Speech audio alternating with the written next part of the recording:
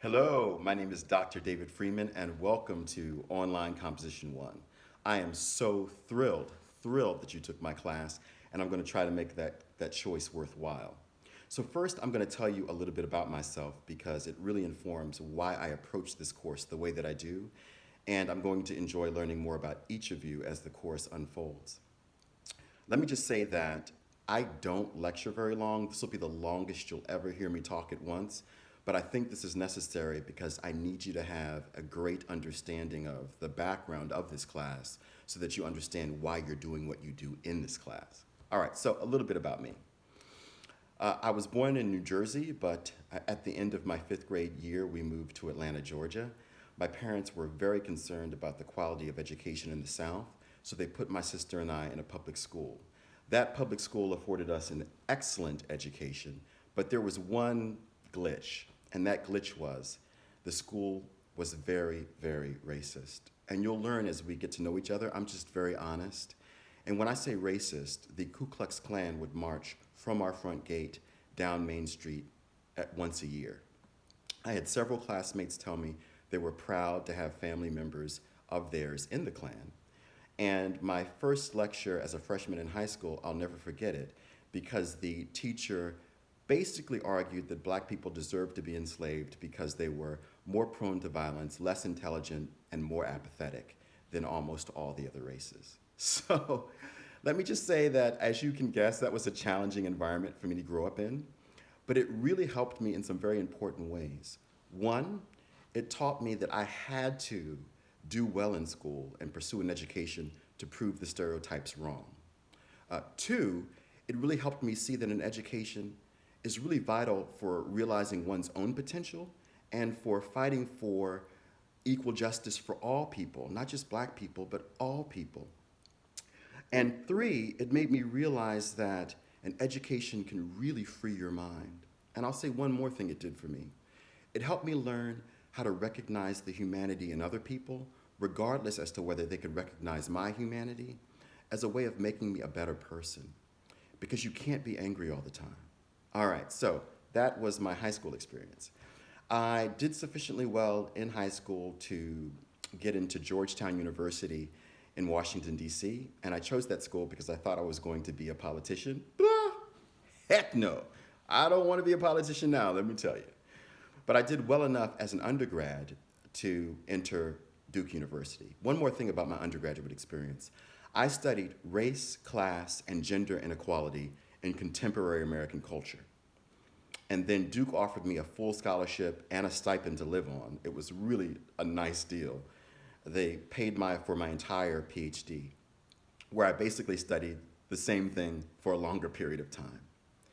But after I completed my PhD at Duke, one thing really struck me. I didn't want to teach at a school like Georgetown or Duke.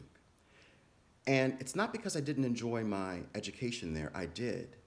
It's because I think what these schools charge students for tuition is ridiculous. I mean, near criminal.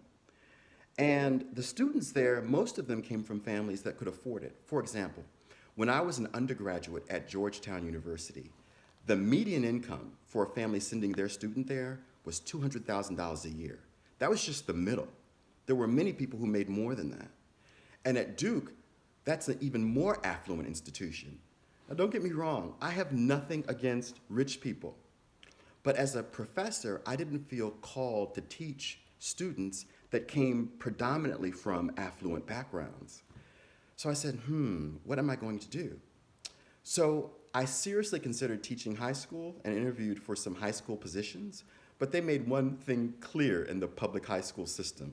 They were not going to let me teach what I wanted to teach the way I wanted to teach it.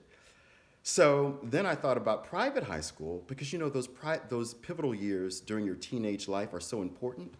But if I taught at a private high school, I'm right back to the problem of teaching predominantly affluent students, excuse me. So what to do?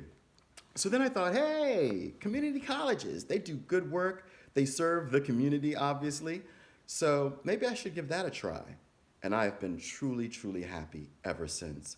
And I chose Delaware County Community College because it convinced me that it was the most concerned about student success. And not just the student, but the whole person, being concerned about the entire individual, not just the individual as a student.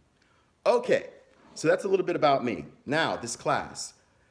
You will notice that you do not have a textbook for this class. I will provide all the materials you need, and I do that for a couple of reasons. One, because I don't want you to have to pay a lot of money to take my course. And two, most textbooks are completely ineffective. Dr. Freeman, how could you say that? Why are they so ineffective? I'm glad you asked. They're ineffective because, believe it or not, textbooks, particularly when it comes to teaching writing and grammar, most of them are not written with the student in mind. All right, that might shock you, but it's true. This is how you get a deal to write a textbook. You graduate from, a university with a PhD, and in order to get the contract to write the book, you've got to prove to the publisher how smart you are. So you use a lot of big words in the book. Da, da, da, da, da, da, da, da, da.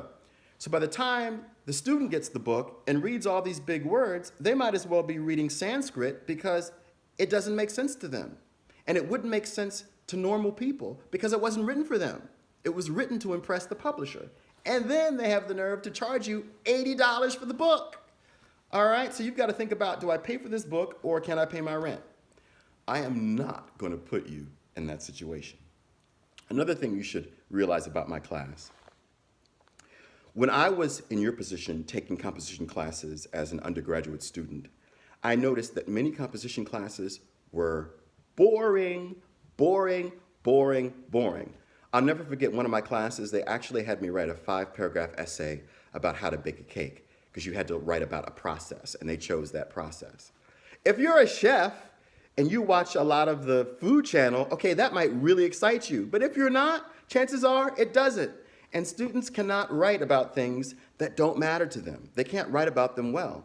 So I say that to say, in my class, I try to give you topics that should matter to you now, that affect your life now.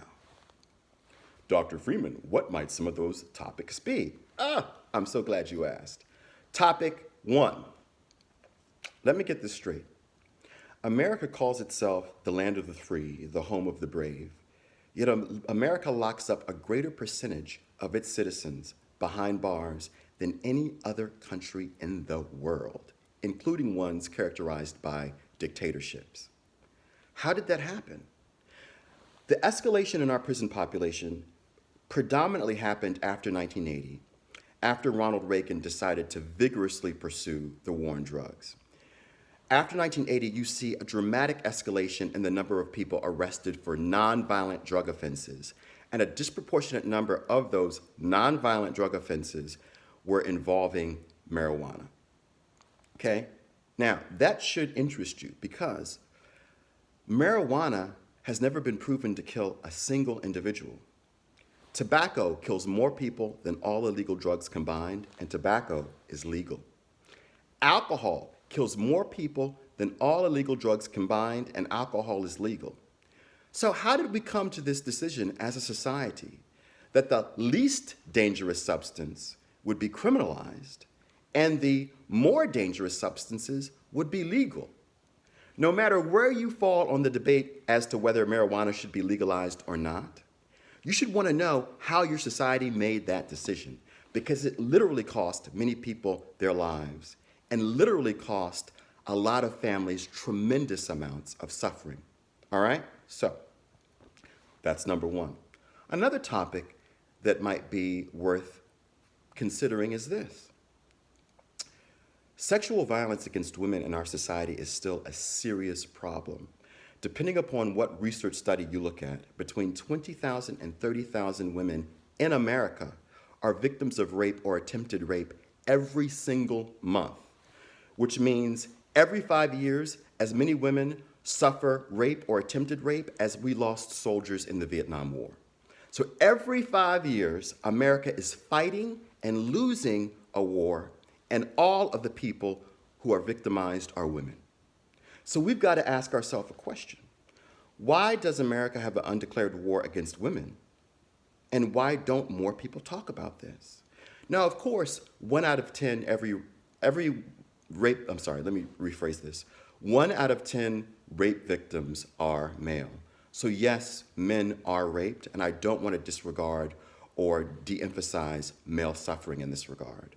But 9 out of 10 victims of rape are women, and we should be concerned about this.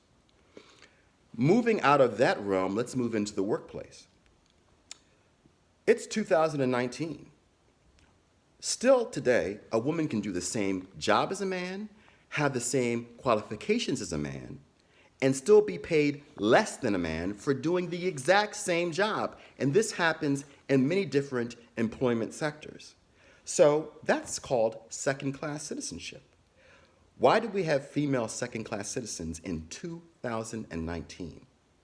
This should not be the case, okay? So these are examples of things to write about that matter.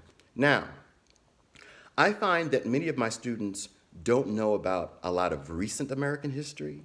So they might know something about the 1800s, for example, but they don't know that much about American history that happened 10 years ago or 15 years ago. And because they don't have that historical context, it's really difficult for them to place things that are happening now in proper perspective. So you can think of my course as a recent American history course.